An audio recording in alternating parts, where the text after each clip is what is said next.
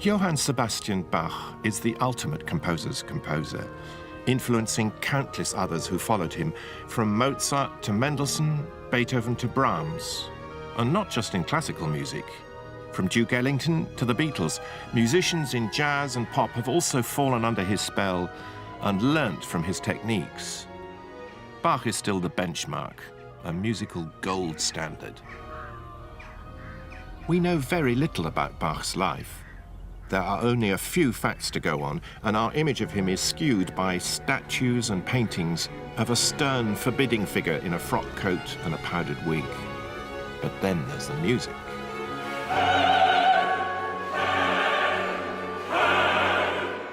And the music tells us something completely different about him. It's full of energy, full of dance, full of life.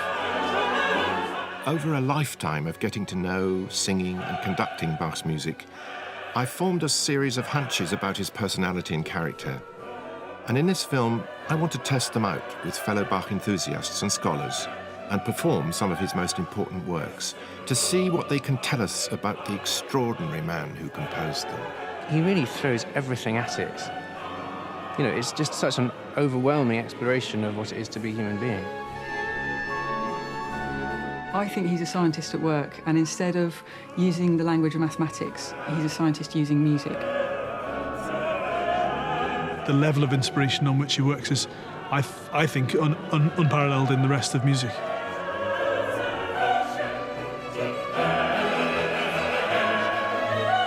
Such splendour and wonderfulness that on its own would convince me that there was a God if I felt inclined to take that conclusion from it. In this film, I want to build a new statue of Bach, to see if we can detect a beating heart and a more approachable personality underneath the wig.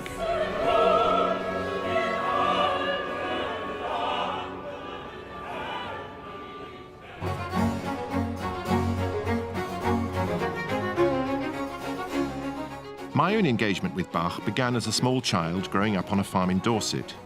Just before the war, a refugee from Nazi Germany arrived with a painting in his rucksack, one that his great-grandfather had bought in a junk shop, and he asked my father to look after it for him. It was one of only 2 portraits painted of J.S. Bach in his lifetime. So I passed it every day of my life until I was 10, when the painting was sold and moved to Princeton, New Jersey. This is the first time I've seen it since 1953. What's so striking to me, seeing it again, is the intensity of his gaze. I mean, those eyes. It's just extraordinary. They're so penetrative. I still feel there's a division between the upper half of his face and the bottom half. The upper half is so intense, it's got that beetle-browed, slightly myopic look. Below that, you see somebody quite different, somebody much more approachable, somebody who enjoyed the good things of life, a bon viveur who enjoyed his tobacco and his wine and his beer, and there's plenty of records of what he drank, and the father of 20 children and 2 wives. We know pitifully few hard facts about Bach. There's very little to go on, and only a handful of personal letters. But as in any good detective story, it's often the gaps, the seeming contradictions in the tale, that are as suggestive and intriguing as the hard evidence available.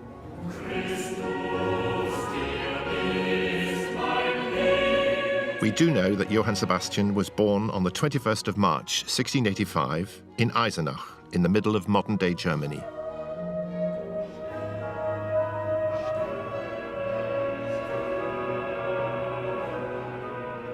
This is the so-called Bach House, now a museum devoted to him. Until recently, it billed itself as the house where Bach was born and where he grew up. We now know that's definitely not the case. As with so much of his life, exactly where Bach was born remains a mystery. Johann Sebastian was baptized here at 2 days old in St. George's Church in Eisenach. Later, he sang here in the choir. As a child, he's said to have had an unusually fine treble voice. 200 years before him, there was another chorister who stood in exactly the same place. Now, that was Martin Luther. And Luther created a revolution here in this part of Germany. Bach's whole life was to be profoundly influenced by Luther's Reformation. Luther set in train a new way of worship. It totally transformed the role of language and music in church. Bach's own music was filtered through his strongly held Lutheran beliefs and upbringing. Luther preached his Reformation here in the Georgenkirche in 1521, and then he disappeared. Actually, he hadn't gone far. In fact, in the greatest of secrecy, Luther was in hiding up here in the Wartburg, the imposing castle that looms above the town of Eisenach.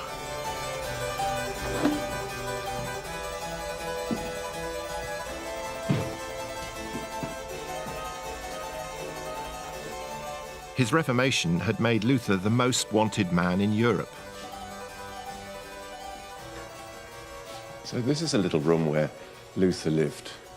For 10 months here, he was holed up, imprisoned really for his own good, because he was on the run from the Pope, from the Emperor. He was desperately constipated. The Lord has struck me in the rear, he said. And he thought that the devil was pelting him with walnuts from the ceiling.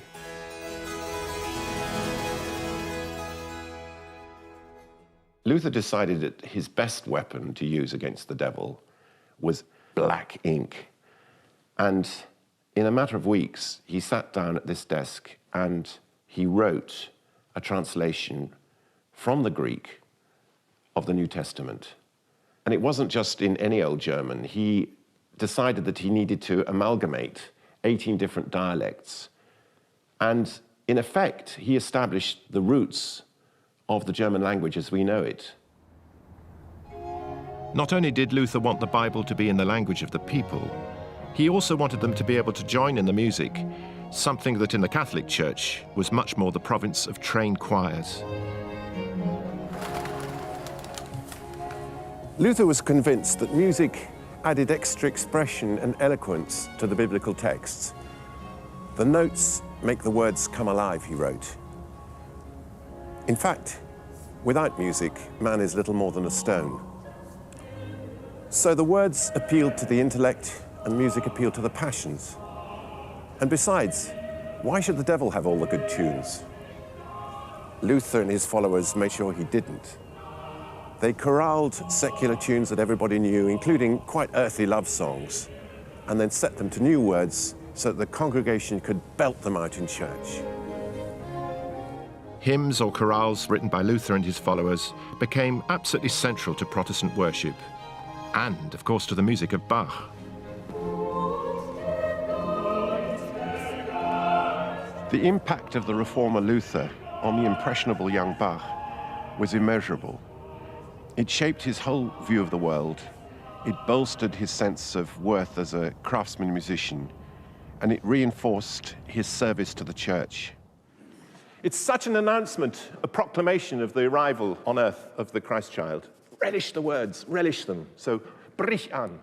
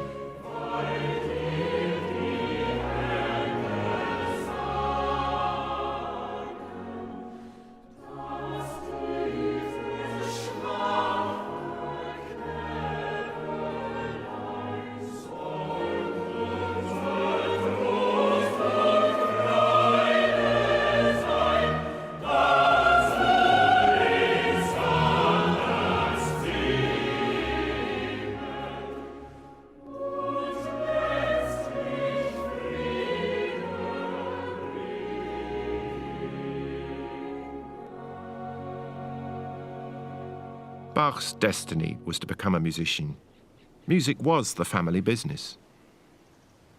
In this part of Germany, in the heart of the Thuringian forest, the Bach family were thick on the ground, and they provided a support system to each other, and they carved up the different roles of organist and cantor and Hausmann, which is the head of the local wind band, between them.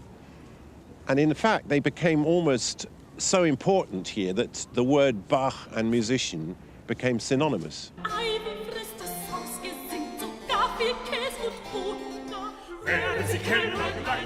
The Bach clan knew how to let their hair down and often got together for raucous family celebrations.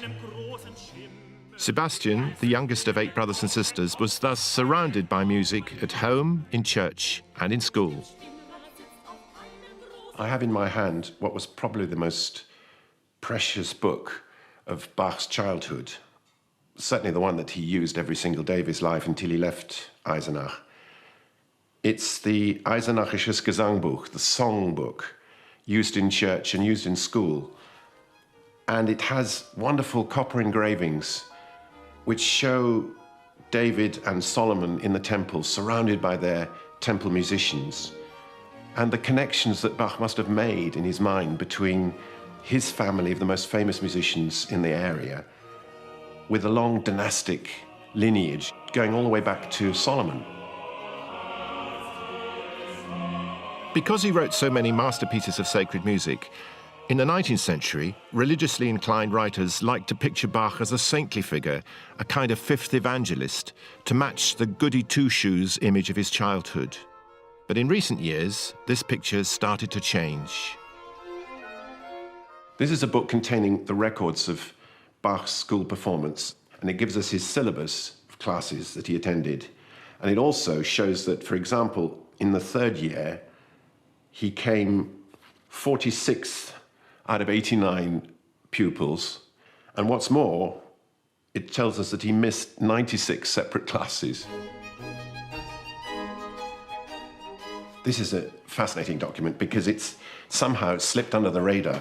It's a report on school conditions in the Latin school where Bach was a pupil. And it shows the lack of textbooks, the overcrowding, the cheeking of the masters, the throwing of bricks through the windows, all sorts of proto-hooliganism. And it's been kind of neatly ironed out of all the biographies. And so it's really interesting to come to light now.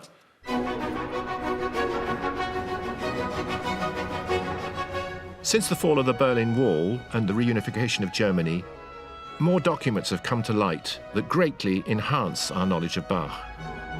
In particular, the Bach archives in Leipzig have made huge strides in discovering more about the composer's working methods, and for the first time opened their doors to researchers. All the significant documents about Bach, many originals, some copies, are here. When Bach was 50, he suddenly got a fascination for family roots and family trees, genealogy. So he wanted to give himself legitimacy in some way. And here's an example, and it shows the whole Bach family, starting with the legendary figure of Veit Bach, who arrived from Hungary in the middle of the 16th century. And it goes all the way through to Bach himself, who's over here, and then his children and his grandchildren. You'll notice every single member of the Bach family is a man. All blokes, not a single woman. But mothers, sisters and aunts must have participated in the family music making. So was it nature or nurture that we have to thank for the genius of Bach? When he was 50, he did a family tree, and he also assembled pieces of his ancestors' music. And there was one person that he singled out as being a profound composer, another one who he singled out as being an able composer. But there obviously wasn't anybody of enormous quality until he came along. And yet he was one of 4 brothers. How come he and not the others popped up above the parapet? He's such a good example because he really undermines any simplistic explanation of his genius. I mean, if you had a genetic explanation, then the genes would have gone throughout the Bach family. In fact, why did they take so long to generate Bach? So many generations. And I think all these more general explanations on the basis of genes, even on the basis of the musical culture that surrounded him, do not deliver the singular genius that he was. And it's a pity, in a way, we can't accept the singularity of people who are manifestly unique. We just can't bear the idea that genius is unexplained. But that's not to say Bach was self-taught. His father's cousin, Johann Christoph, was the profound composer he referred to. His music, only recently rediscovered, is the link between Bach and the earlier German tradition. Johann Christoph may also have been Sebastian's first teacher at the organ, an instrument he was to make his own. But Johann Christoph's life was a cautionary tale. In a sense, the life of Johann Christoph Bach exemplifies the problems that musicians had at the time.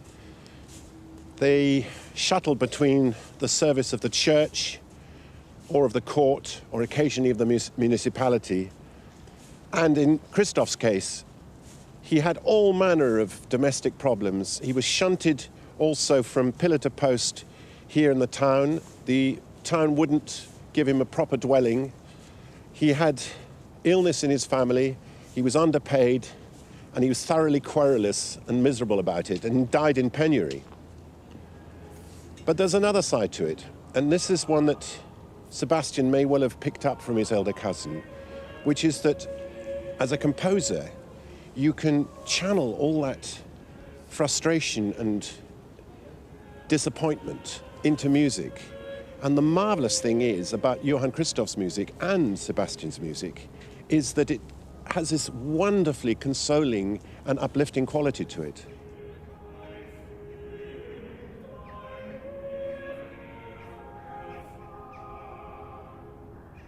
Most of all, Bach's music offers us balm and comfort in bereavement. The subject of death appears again and again throughout his music, as it did in his own life. This is the town cemetery, and Eisenach's old city walls are here on the right, and just beyond it is the school where Bach went, the old Dominican cloister. And somewhere here, in unmarked graves, are those of his parents, Elizabeth and Ambrosius. Elizabeth died when Bach was scarcely 9 years old, and then 9 months later, his father Ambrosius died as well. And Bach, as the youngest son and a member of the local parish choir, had to witness the whole event and sing while the ceremony was going on and the slow tolling of the bell. And as the coffin was lowered into the grave, he and his fellow choristers sang Luther's words, "Mitten wir im Leben sind," in the midst of life, we're in death. His whole world must have collapsed. His first wife was to die at the age of just 35. Even in an age of high infant mortality, of his 20 children, only 10 were to reach adulthood. After his parents died, Sebastian and his elder brother Jakob went to live with a sibling they hardly knew, Johann Christoph, 14 years older than Sebastian. He was the church organist at Ohrdruf, only 30 miles up the road, but it could have been a world away. I've come across documents in the local archives that show that conditions in Sebastian's school in Ohrdruf were every bit as deplorable as in the one he'd left behind in Eisenach. Ruffianism and loutish behavior were rife here too, and there was a sadistic teacher. But curiously, Bach's grades improved. Bach was the youngest son of quite a big family, and then suddenly he lost both parents before his 10th birthday, and he then went to live with his elder brother. How much of a trauma can that have been for him? What you're describing is a triple bereavement. There's losing the parents, there's losing the home, new town, new place. I'd say that is pretty difficult for any child. We do have a lot of research showing that this kind of early bereavement and uprooting can scar people for life. Do you think his school grades are relevant and interesting here? Because when he was in Eisenach, when he was still with his parents, he played truant an awful lot. After he moves into his elder brother's house, his school grades rocket. They go way up. So there's a big change there. Do you think that's to do with the orphanhood? Again, I'm speculating, but what I'm hearing here is that there was a horrible, horrible environment in the school, but maybe there was a little bit of protection from the home. Then he loses the home. So now the whole world is a dog-eat-dog situation. There's only one person he can rely on, and that's himself, which would explain why he has to be good at school now, doesn't he? He has to, because basically, if you show weakness, if you are weak, you suffer and you go under. At the age of 15, Bach was awarded a singing scholarship at a school in Lüneburg, 230 miles to the north. He walked the whole way with a school friend, Georg Erdmann, who would re-enter the Bach story 30 years later.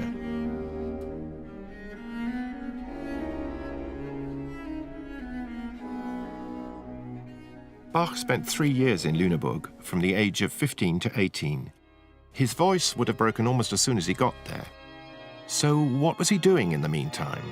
This is one of the great puzzles of Bach's life. One thing we do know is that while he was at Lüneburg, Bach was acquainted with one of Germany's leading musical figures, Georg Böhm, a composer and a renowned organist, also born in Thuringia, like Bach himself.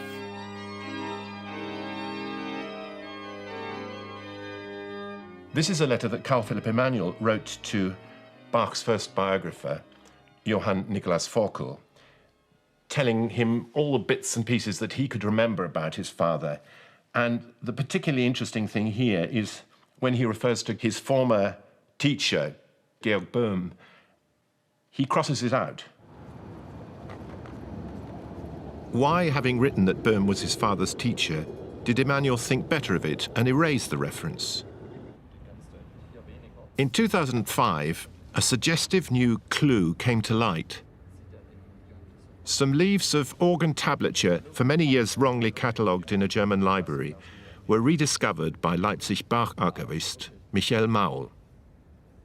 When I read the Latin phrase at the end of the manuscript, copied after a manuscript of Georg Böhm in the year of 1700 in Lüneburg.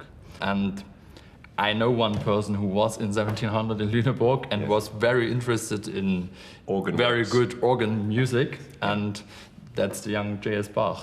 After comparing the manuscript with the other examples, we can be absolutely sure that no one else than Bach is the writer of these manuscripts. I mean, this is the missing piece in the puzzle, isn't it? Yeah. Because it says that he wrote this on paper belonging to Georg Böhm. So he went and maybe became a student or an apprentice to Georg Böhm. Yes.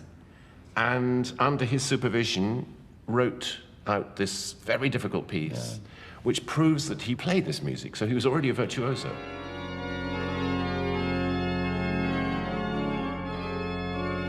Did Emanuel suddenly remember that his father, for some reason, didn't wish his relationship with Georg Böhm to be known?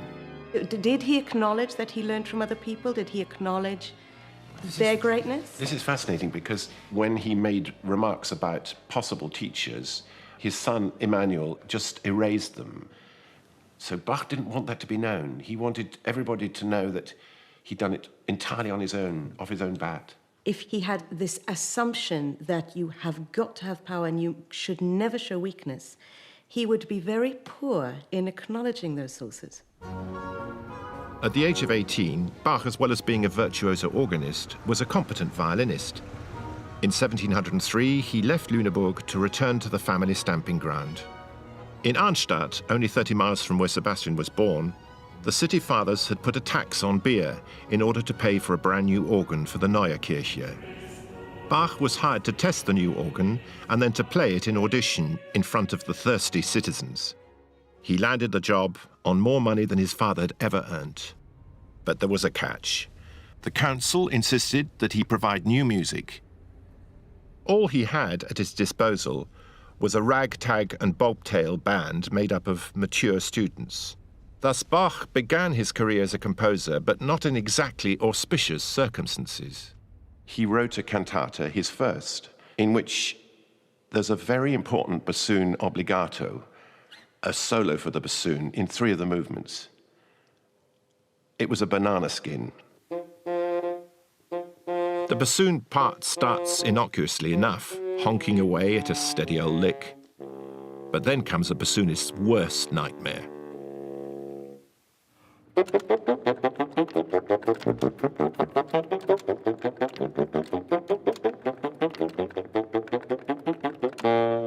Within the space of about 2.5 bars, he sends the bassoon through a whole list of different keys involving very, very, very complicated fingerings. Deliberately or not, Bach had set a trap for his resident bassoonist. He was writing for a fellow called Geyersbach, who, in rehearsal, made a complete hash of it. And Bach was exasperated to the point when he called him a Zippelfagottist, which can be translated variously as a nanny goat bassoon or a greenhorn bassoon. But in reality, Bach was calling him a prick. Yet another translation is bassoonist breaking wind after eating a green onion. However Geyersbach understood the term, he didn't like what he was hearing. The insult clearly rankled, and Geyersbach plotted his revenge. And he and his cronies, well-oiled after a party christening, sat in wait for Bach, here in the town square.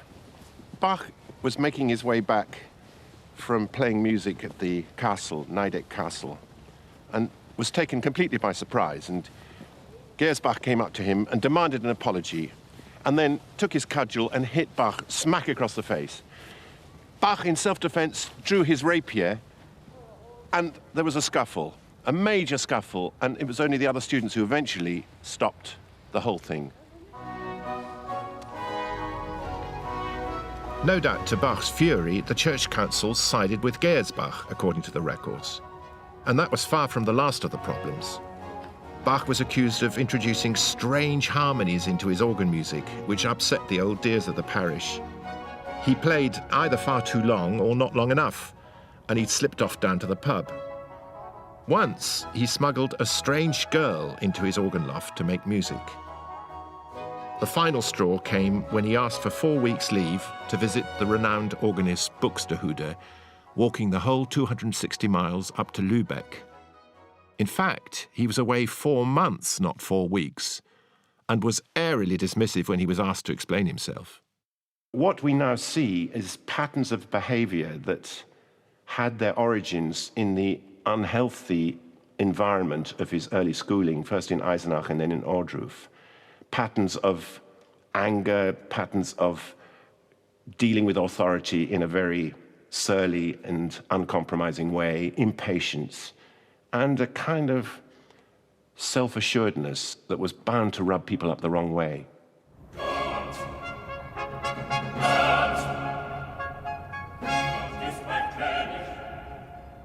Bach is commemorated in Arnstadt by this curious recent statue in Jack the Lad pose, perhaps in a nod to his feisty and fractious stay here.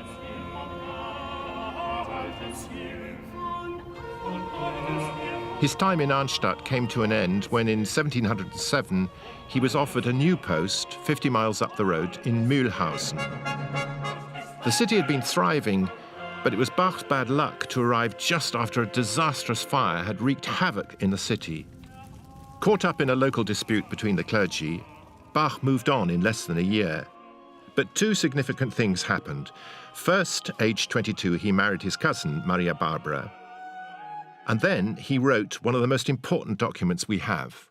Here's a letter that Bach wrote to the Mühlhausen town council explaining the reasons why he handed in his resignation. And the interesting thing from our point of view is that he defines his Endzweck, as he called it, his final ambition, his goal in life. The key phrase is, a well-regulated church music to the glory of God. Germany was on the brink of the Enlightenment. The scientific revolution had been in full swing for over a century, but superstition was still rife. Here, as late as the 1730s, witches were being burnt at the stake. The 30 Years' War had ended in 1648, and in its wake came a strong revival of Lutheranism. Bach took it upon himself to lay down the New and the Old Testament commandments with renewed force.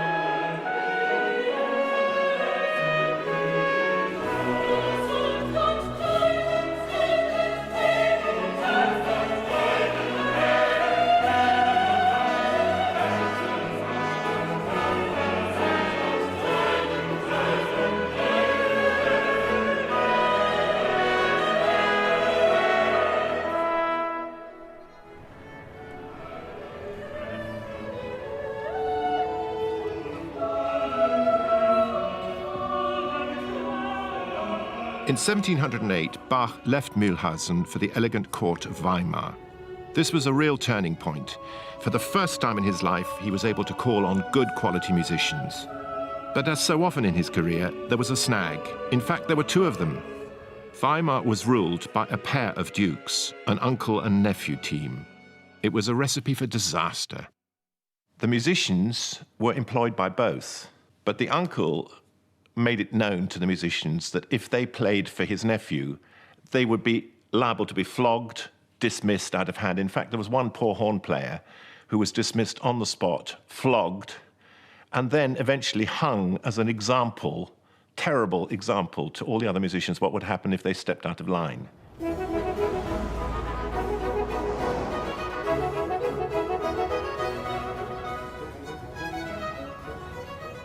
One might imagine that in such a fraught, tense situation, nothing creative could have come out of Bach's time in Weimar. But of course, the opposite is true. It was a hugely stimulating time for him.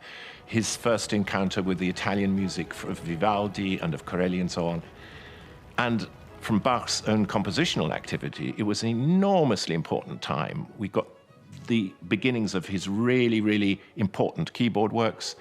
And not only that, his cantatas, amazing cantatas that he started to write for Weimar, for the Kapelle, and performed up in the Himmelsburg.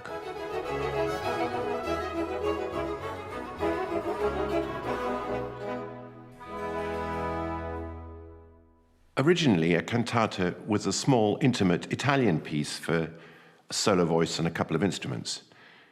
But soon it was taken over by German composers in the century before Bach and was associated with the Lutheran liturgy. But by the time Bach came along, it had grown into something almost gargantuan. His 200 pieces last anything from 25 to 30 minutes each, occupied a place somewhere between the reading of the lesson and the sermon, and they reflected the theme of the day, as it were.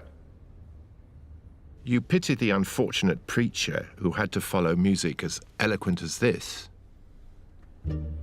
Siehe, siehe, ich stehe vor der Tür und klopfe an, so jemand meine Stimme hören wird und die Tür auftun, zu dem werde ich eingehen und das Abendmahl mit ihm halten und er mit mir.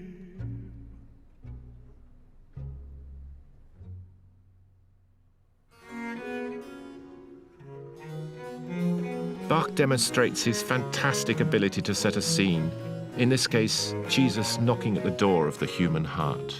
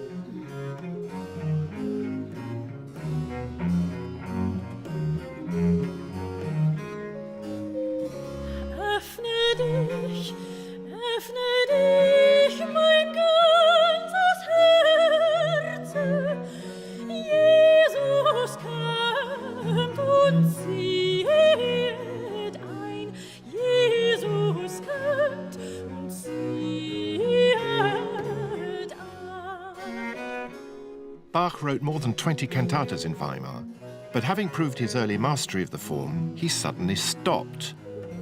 The court's musical director had died, and when the resulting vacancy was filled by his son, a musical nullity, and not by Bach, his reaction was to down tools. He simply stopped composing. It went from bad to worse. When Bach asked to leave his employ, the fiery Wilhelm Ernst had him thrown into jail. Bach thus became one of the few composers in history to do hard time. Some of his music, technically the property of his employer, may have stayed on at Weimar. 70 years later, the Himmelsburg burnt to the ground, and Bach's music was lost forever. After a month in prison, Bach headed off to the job he'd been hankering after all along, that of Kapellmeister. He joined a music-loving Prince, Leopold, at the castle in Köthen, not far from Weimar, as his music director. And it was the beginning of a wonderful new phase in his life. 5.5 years of relative trouble-free composition. The first time in his life where he's away from the church. He's in a secular environment because he doesn't have to write church music. Prince Leopold is a Calvinist. There's no requirements of Lutheran church music at his court. Bach is settled with his family, and he has a sympathetic and extremely music-conscious and music-enthusiastic boss. Bach completed the famous Brandenburg concertos at Köthen, as well as a set of solo cello suites, which are today amongst his most popular works.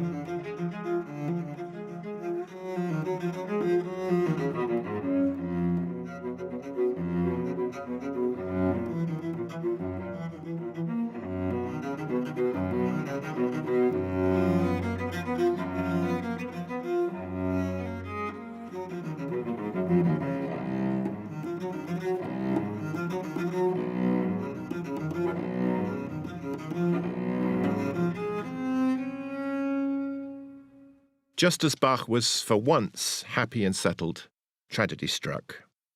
While he was on a trip to Bohemia with the prince, the only time Bach ever left Germany, his wife, Maria Barbara, died unexpectedly and was buried before he returned and could be told of her death. Their marriage seems to have been a happy one, and this sudden bereavement was another crushing blow for Bach. No one knew better than he how terrifyingly unpredictable an assignation with death could be. Menschenkind. Oh Menschenkind, hör auf geschwind, hör auf geschwind, hör auf. Geschwind, hör auf geschwind, geschwind. Die sind uns zu lieb.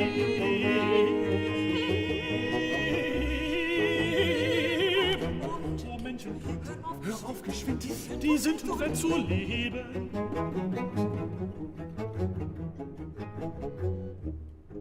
A year and a half after his first wife died, Bach married Anna Magdalena, a professional singer at the Köthen court, 16 years his junior. She was to bear him another 13 children, 7 of whom died in infancy. For his new wife, and at her request, Bach gathered together the music of the Anna Magdalena notebooks. Also at Köthen, he began the 48 preludes and fugues of the Well-Tempered Clavier. It's typical of Bach that to test out a new tuning system, he wrote 2 pieces for each key, major and minor. For me, the driving thing for Bach, I think, must have been this obsessive rigour. I mean, this is someone who, I think, you know, in writing a collection of keyboard works in every key, I think it's not just that that's available to him. I think he couldn't possibly have done it any other way. I think he would have had to have explored every single key and done it again twice. Bach's inventiveness is proved by a puzzle contained in the music he's showing us in the famous portrait I passed every day as a child. On the face of it, the piece is straightforward enough. It's incredibly simple. It sounds just almost like a nursery rhyme.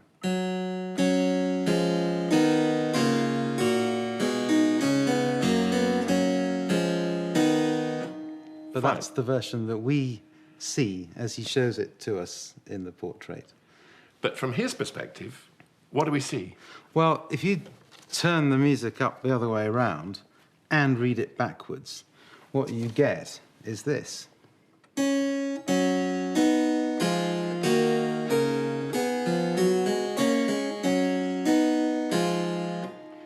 In other words, what's in my head and what you see and what you hear are two different things. Yeah, I think he's got like a secret smile, and he's not quite looking at it, is he? It's like he knows something that we don't. And I love the fact that it took 100 years for people to start working it out. The clue is in the title. It's a piece not for 3, but for 6 voices. If you move the reverse version by a bar, you get this incredible 6-part bit of pop music, really.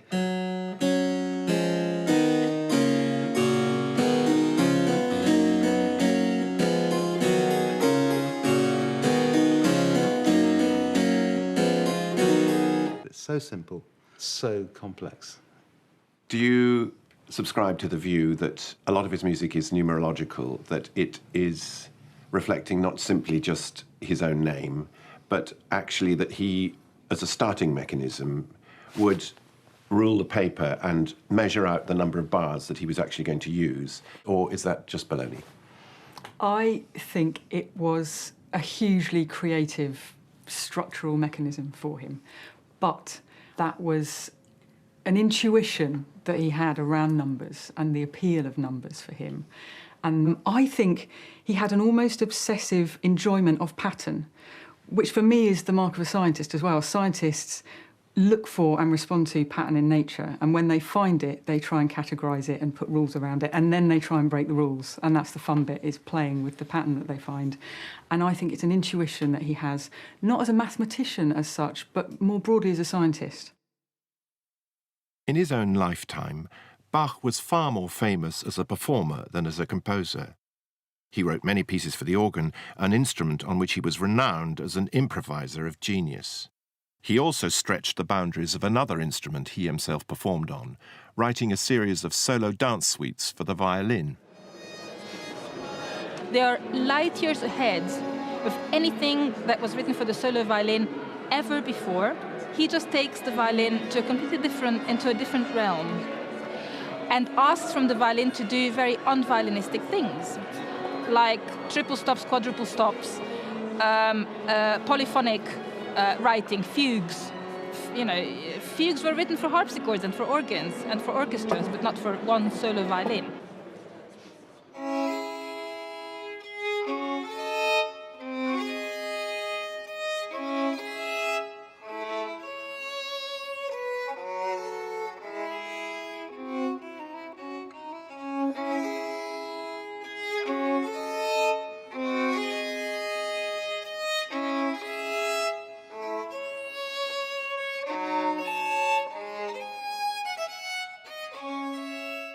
That is storytelling too.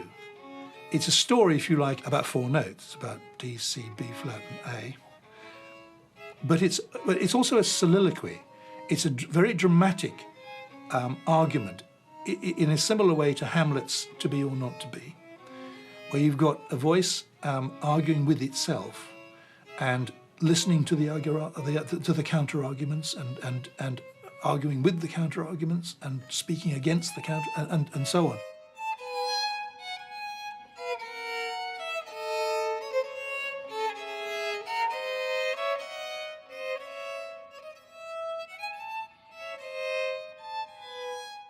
There's the continual wonder that he brings it about in the way that he does, which seems to me an absolute miracle, a piece of such splendour and wonderfulness that it on its own would convince me that there was a God if I felt inclined to take that conclusion from it.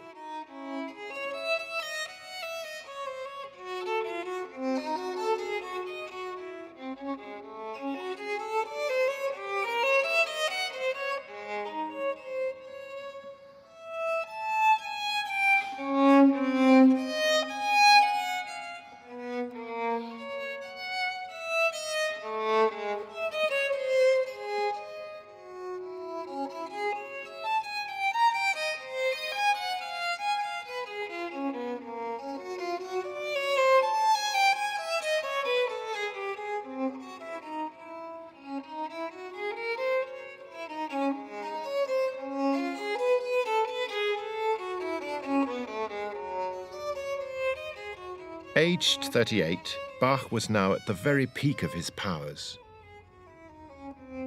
But his lifetime's goal, his Endzweck of writing a well-regulated church music to the glory of God, had been on hold for the past 6 years.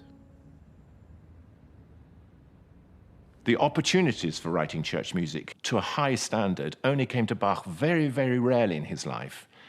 It didn't come in Arnstadt, it didn't come in Mühlhausen, it came for a while in Weimar, not at all in Köthen, because in Köthen he was working in a Calvinistic court, and then he had this big break.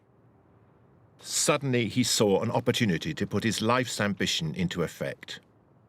In 1723, there was a vacancy in Leipzig, one of the most important cultural centers in Germany and a thriving cosmopolitan city.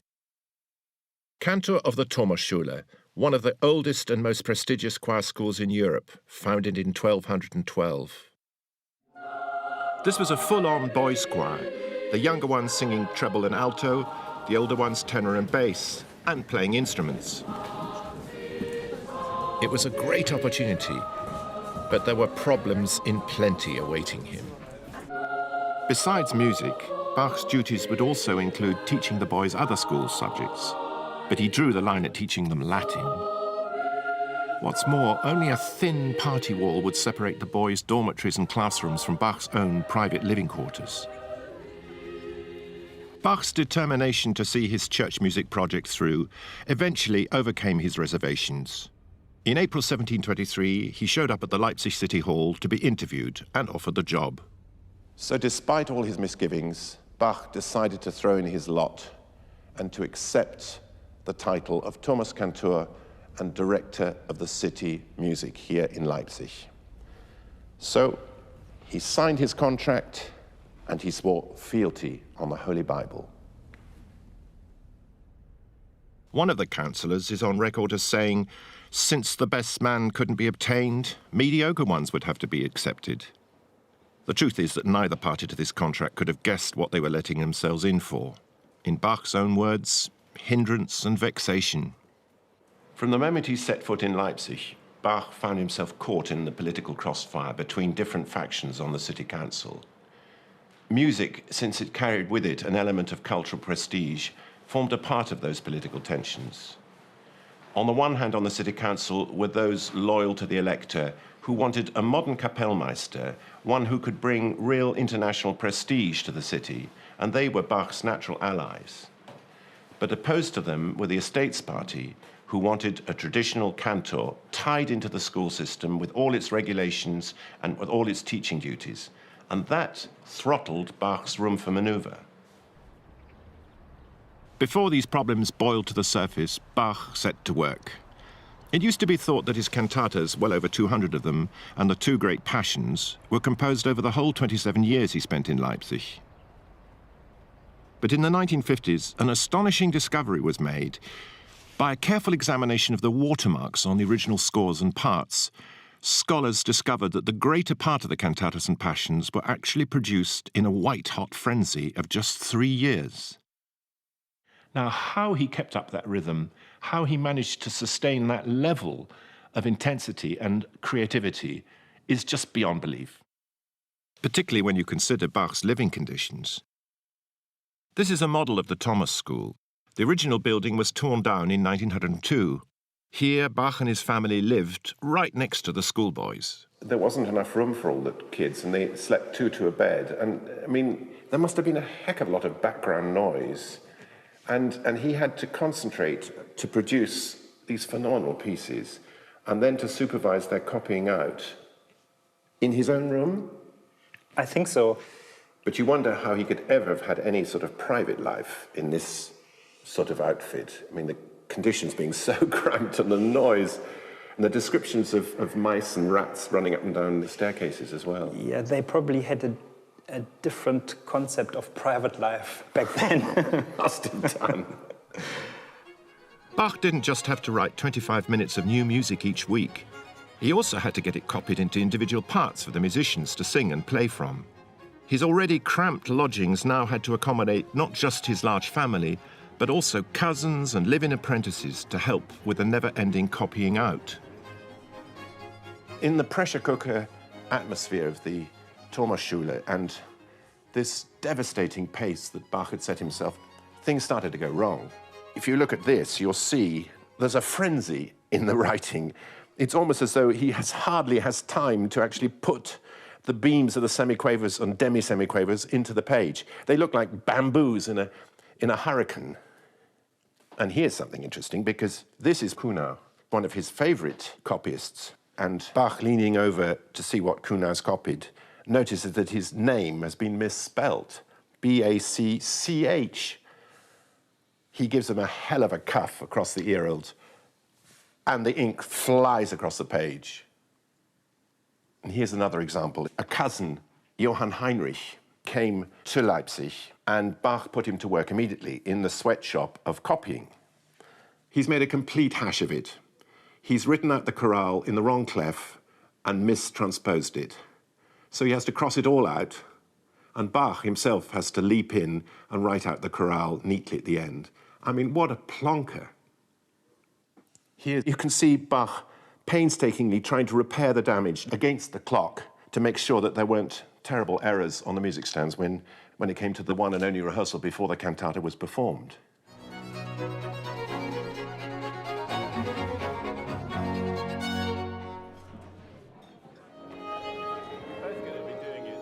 Bach had constantly to adjust his music to the talents and skills of his available musicians. But also, he had to lure in university students in exchange for private music lessons. There's something about Bach's orthography, his handwriting, which suggests already the gesture, the direction of a phrase.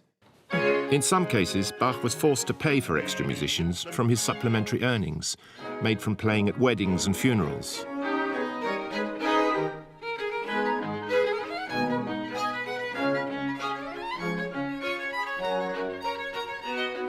At the end of each frantic week, Bach unveiled his latest cantata. What the Leipzig congregation made of these towering works, frustratingly, we simply don't know. All we do know is that plenty of people would have heard them. Leipzig was known as the city of churches. It's been estimated that on a normal Sunday, of a population of 30,000, 9,000 parishioners and members of society were crammed into these two churches, the Thomaskirche, the Nikolaikirche, and bulging from the seams of the other churches in the town. Thus, every week, Bach had an audience 10 or a dozen times bigger than in any opera house. Unfortunately, people at the main churches tended to behave as if they were in an opera house, much to the fury of the clergy. The preachers very often think they don't listen carefully to the sermons, that's for sure. You get all kinds of complaints about people flirting in church, people sleeping in church, people throwing paper airplanes in church, yes, and taking snuff in church. And all kinds of things. Dogs coming into church, absolutely. And some churches employ special dog whippers to try to get the dogs out. But, and I mean, earlier on you've had complaints about people taking pigs through church because it's the quickest way from where the pig was to market and so on. So I think our sense of proper behaviour within a church is different. So there must have been a huge amount of noise, and one of the problems, that's one of the few things we really do know, is that people drifted in and out before the sermon, after the sermon, during the music. It must have been chaos. Everything was very, very stratified here socially. So the ladies were seated down here below, and the men were in the two galleries, both sides, and the hoi polloi were at the back with the riffraff. And the music, of course, came from the back of the church, up in the organ gallery. And it was raining down on the congregation, but exactly at the moment when the ladies made their grand entrance. And given the fact this is Germany, there was a huge amount of social greetings, wie geht es Ihnen, gnädige Frau, that sort of thing, while the ladies took their seats and then gazed up adoringly at the preacher about to give his sermon. And the hubbub during Bach's music must have been excruciating. Poor man. This, then, is the congregation who first heard the masterpiece Bach presented at the Nikolaikirche on Good Friday, 1724. It was his first Passion Oratorio, the central jewel of his necklace of cantatas, a musical retelling of the story of Jesus' arrest, trial, and crucifixion. There'd been passions before, but nothing so radical, so complex or as ambitious as Bach's John Passion. He ingeniously blends orchestral and choral writing into a thrilling amalgam of storytelling, meditation, and drama. Can I just have the cello and bass, please? Now, viola start. Bar 1. That's okay. Now, can we just add the violins, please? And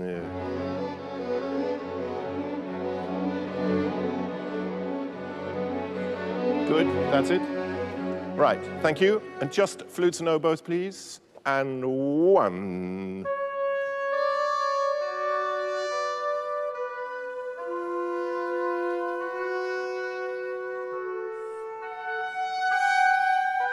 It's like nails being driven into bare flesh. That's it, that's it, that's it. In this opening chorus, he does something which none of the other people had done, which is to set up a huge dynamic tension between this turbulence in the orchestra going on and this tremendous acclamation of Christ in Majesty.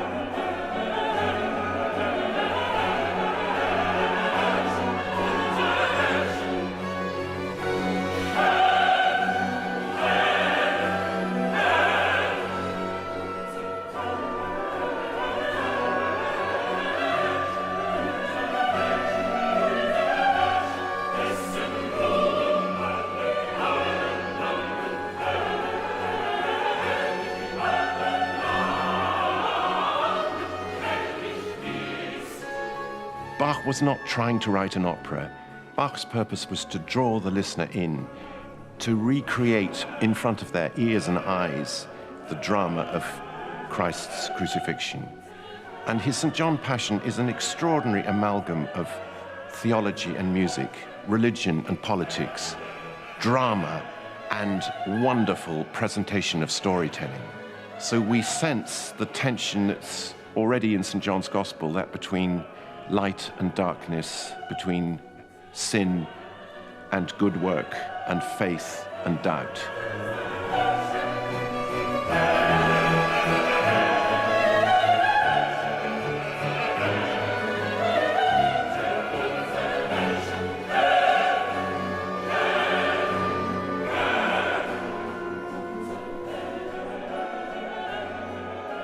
John is particularly remarkable because you could say that in his account of the Passion, everybody else suffers and is perplexed and agonized, and Jesus is utterly stable. I mean, he's not suffering, he's not under things, he sort of stands there Zen-like. over and above them. Zen-like. He's extremely enigmatic. Jesus antwortete, du sagst, ich bin ein König.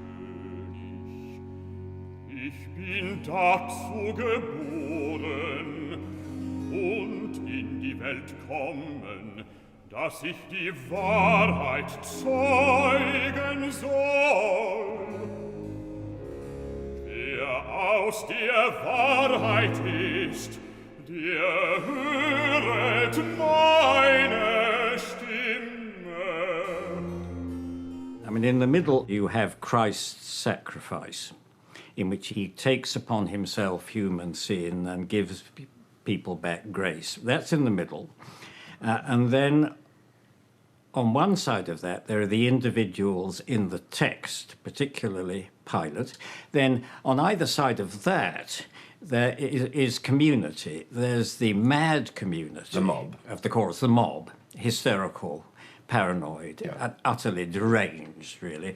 On the other side is the present community, which is in order and sings these sculptural, monumental chorales. So there you have, as you say, ticks all the boxes. He includes the whole thing, the whole human thing, individual, social. And it's a reflection of Lutheran ordered society. It is.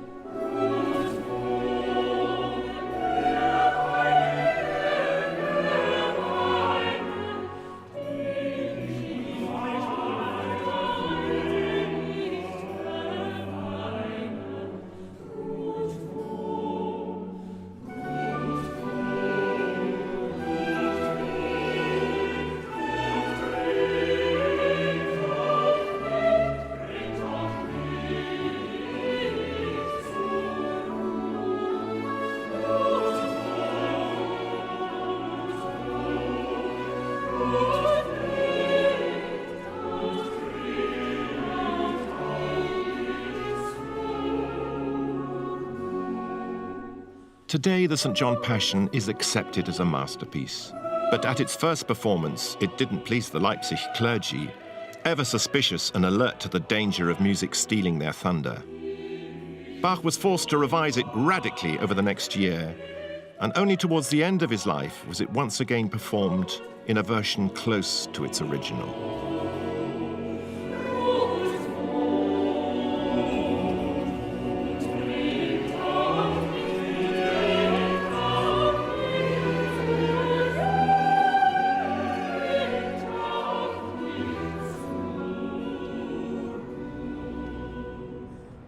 Without so much as a break, Bach began another round of cantatas.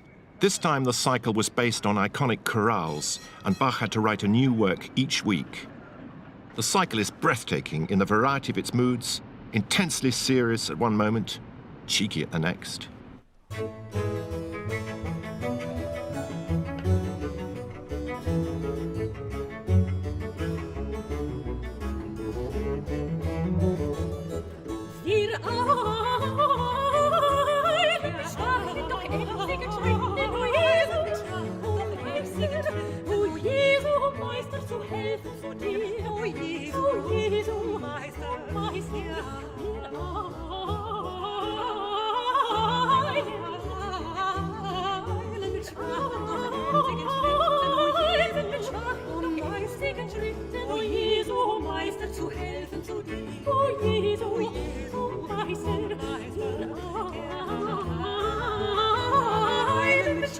Doch emsigen Schritten, o Jesu, o Meister, zu helfen zu dir, zu dir, zu dir, zu dir.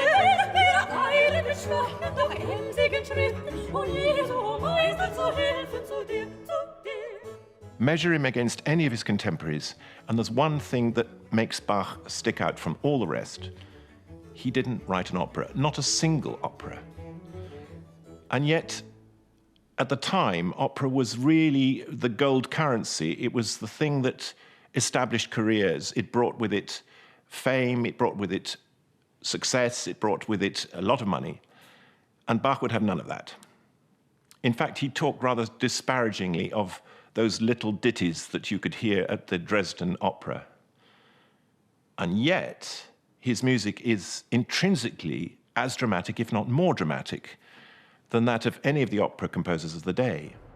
Vivaldi, Scarlatti, Telemann, none could match Bach in this respect. Only Handel came close. Everything Bach had learnt up to now, dramatic scene setting to underpin the gospel narration, and subtle musical power to convey contrition and remorse, was poured into his St. Matthew Passion, first performed at the Thomaskirche, Leipzig, on Good Friday, 1727.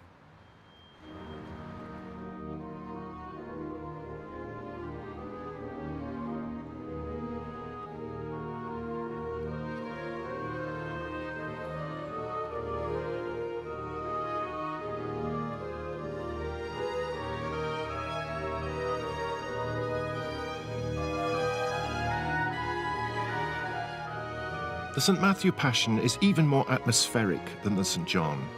Lasting around 2.5 hours, it's even more monumental in scale, with a double choir and a double orchestra.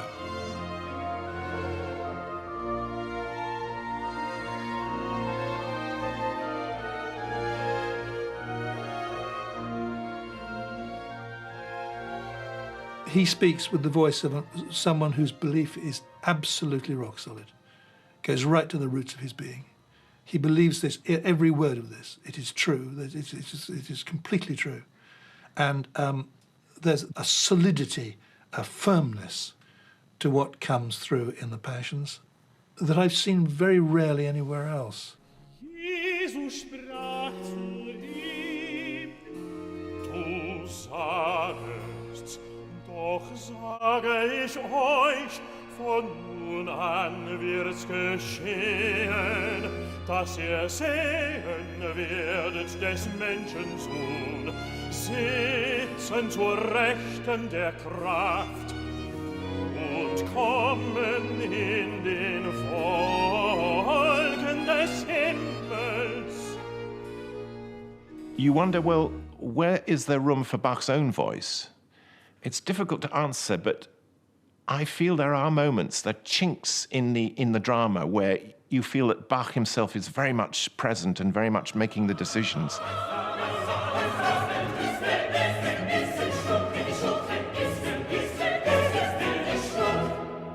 So you've got a crotchet to turn around completely 180 degrees from being an absolutely foul-mouthed mob into being contrite and responsible and tender. And bewildered. Who's hit you? We don't understand. Go.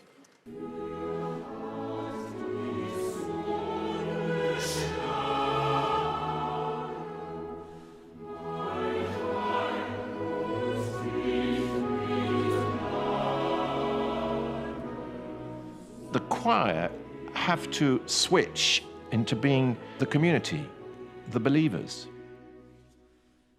And it's in that moment that I feel Bach is saying, this suffering is unbearable. We have to stop it. We have to show our sense of moral outrage.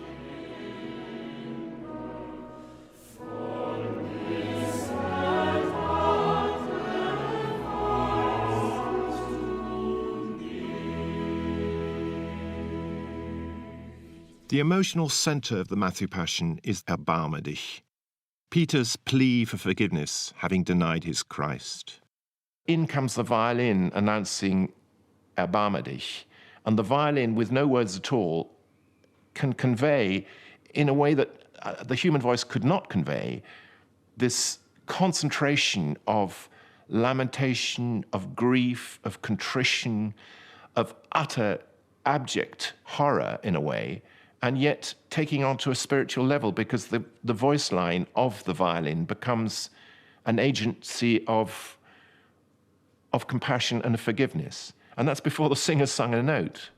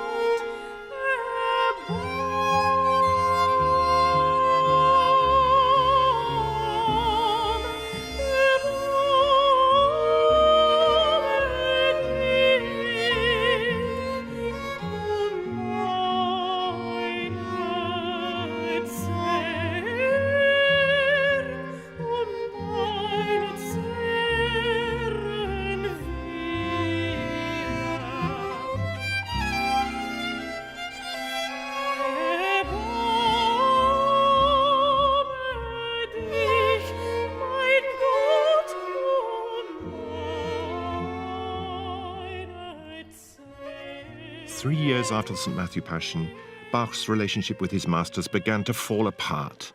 In 1730, he wrote what he called an Entwurf, a memorandum to the Leipzig Council, complaining bitterly that he could no longer operate. He hadn't sufficient musicians and too few of quality to perform his work. Several months later, Bach took up his pen again. And this is the most poignant document of all for me. It's the only truly personal letter we have of Bach's, in which he's writing to his old pal, Georg Erdmann. He was the guy that Bach walked from Ohrdruf to Lüneburg with when they were both in their teens, early teens. And Bach is just pouring out all his frustration about why the council had not responded to this Entwurf, this statement of his intentions. And Bach tells Erdmann, "My life is full of hindrance and vexation, and I see no future for myself and my family here." One of the features that you might expect to see in this inflexible persona, if you like, is that he would never be guilty. No matter what happened, it's always somebody else's fault. Does that ring? Yes, it does. Because he's never to blame. He always has a reason. And his motto, I don't know whether it's his motto, but something, it's like a mantra that comes up and again, is that my life is lived always with vexation and hindrance. I have brought you something here, which is a textbook definition. And this is paranoid personality disorder. And these are the characteristics: pervasive suspicion of others, distrusting their motives, others seen as deliberately demeaning or threatening, constantly expect to be harmed or exploited, very sensitive to perceived slights, fear and avoidance of anything that could make them feel or seem weak. That's a perfect description. The one thing that we do know is that there is an association with bullying and abuse in childhood. Thanks to the boneheadedness of the City Fathers and the obvious flaws in Bach's own character, his output of religious music now began to dwindle away.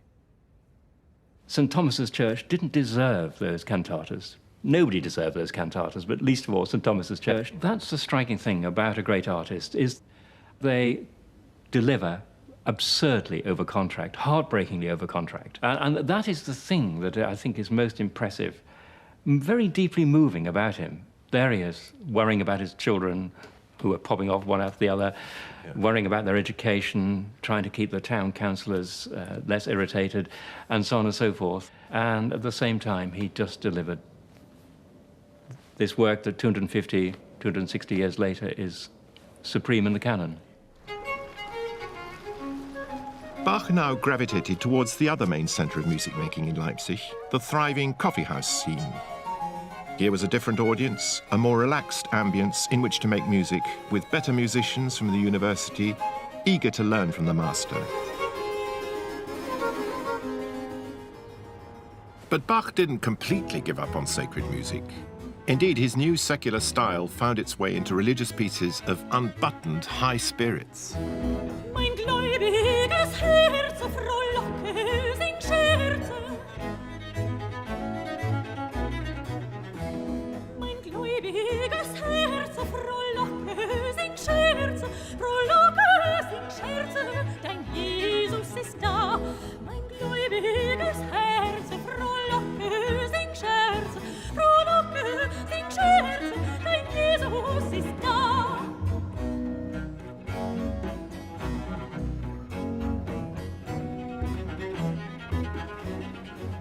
Throughout his life, Bach had much more than his fair share of heartbreak. That direct experience of personal grief comes over in his music, but never in a saccharine or morbid way, but as consoling, soothing, uplifting. In many ways, you can imagine he's creating a lullaby for himself, which again becomes a lullaby for all of us, a profound lullaby, which comforts him, and through him comforts us. Es ist vollbracht. Es ist vollbracht. Das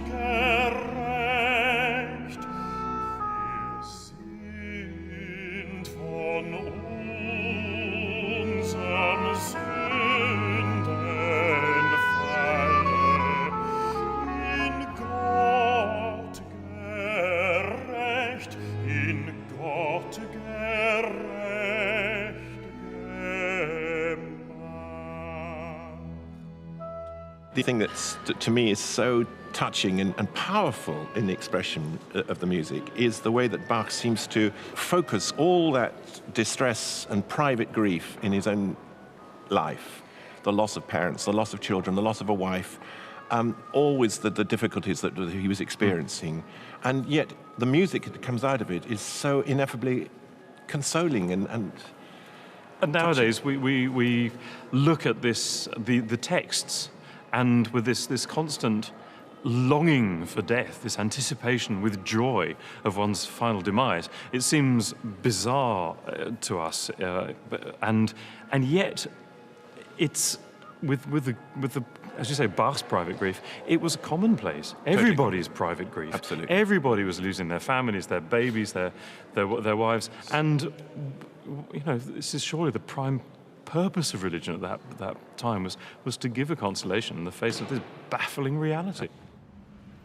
With his disagreements with the council dragging on and on, Bach now had a new power struggle, this time with the headmaster of the Thomas School, who was bitterly opposed to all the emphasis on music in school. In Bach's desire to put an end to his woes in Leipzig, we find the origins of one late religious masterpiece, the B minor Mass. Just try and think how different this is from Messiah. I mean, Messiah, you've got the angels wafting in on a cloud, and they come in and they sing, and then they disappear all very gently. Here, it's a stomp. It's much more kind of Bruegel than Botticelli. It's not whiffy-waffy at all. Okay, off we go. Yep.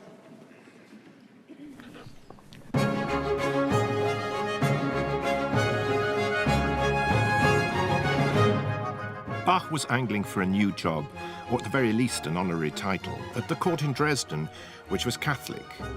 So despite his unwavering commitment to Lutheranism, Bach, ever practical, saw that there was an opportunity for composing a Latin Mass on a grand scale.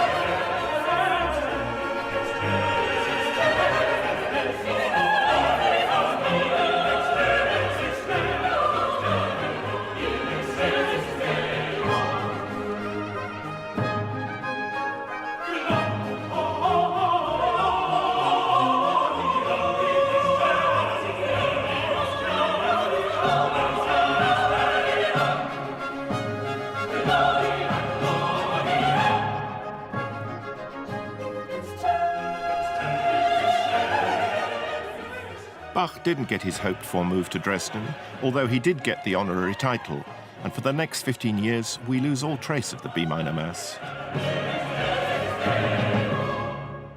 And then suddenly, we have a Missa Tota, a complete Catholic Mass, with the magnificent credo and the wonderful Agnus Dei, and the touching way it ends with the Dona Nobis Pacem.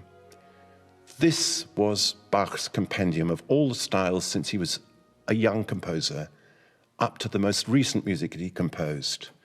It was his version of Ars Perfecta, of art perfected. I mean, this is Bach at his most playful, most jazzy, and most exotic, and it's ebullient. And that's what we need to feel, because there's something really folky about this music. See if we can get that through. Come.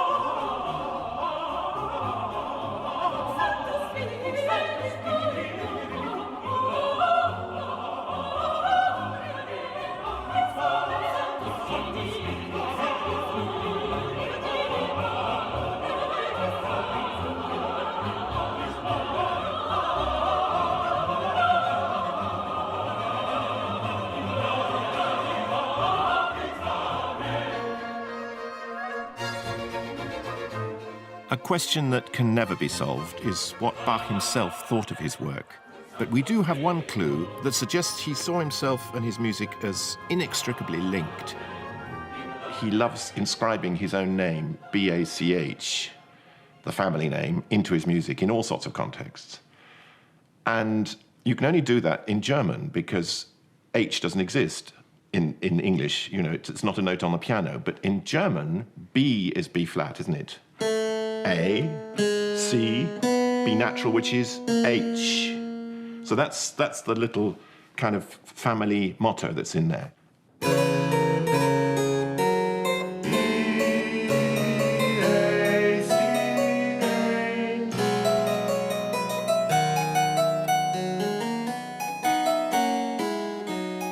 One of Bach's most famous last works, the Arte Fugue, breaks off in mid-flow. The reasons why this happened have long been debated. I thought what we'd do is actually go just from where he inscribes his own name, B-A-C-H, because that's what's so extraordinary about this piece, is that he finds a way halfway through this whole composition to put his name in and then to develop it. So we've got two fugues going on, and then suddenly it comes to an abrupt halt. And according to Carl Philipp Emanuel, he stopped then because he died. That was it. It's just chilling. Let's try it.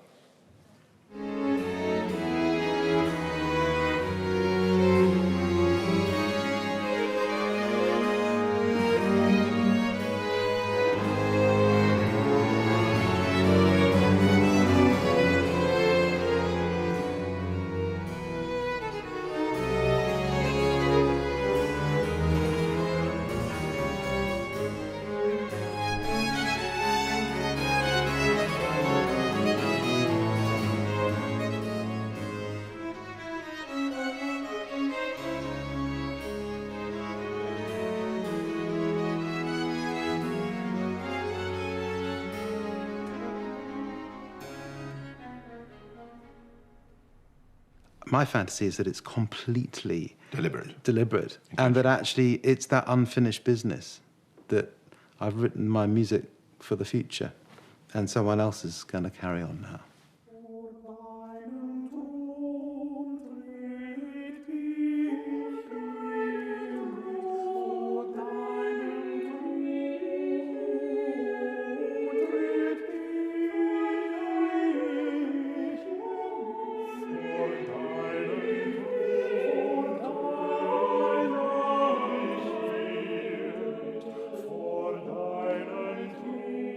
Bach died aged 65 in Leipzig in the Thomasschule on the 28th of July 1750. 2 successive eye operations performed by an English quack doctor seem to have finished him off. After his death, his works fell out of favor, though not with everyone. His music was passed from hand to hand, and Haydn, Mozart, and Beethoven all marveled at it. Only in 1829, when Mendelssohn performed a devoted but stylistically mangled version of the Matthew Passion, did Bach begin to regain the public's affection.